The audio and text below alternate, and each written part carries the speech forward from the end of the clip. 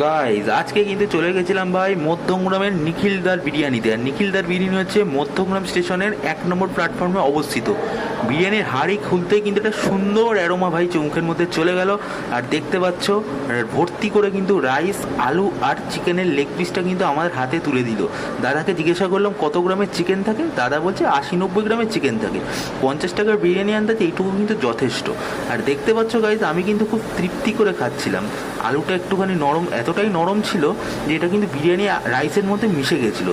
ইচ্ছা করে ভাঙা আলু দিয়েছে সেই ব্যাপারটা কিন্তু একেবারেই নয়।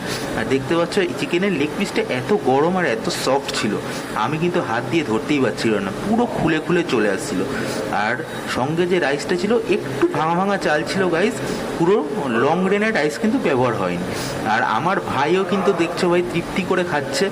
আর আমরা বিরিয়ানি খেতে থাকি, তোমরা আরও এরকম ভিডিওর জন্য সাবস্ক্রাইব করো।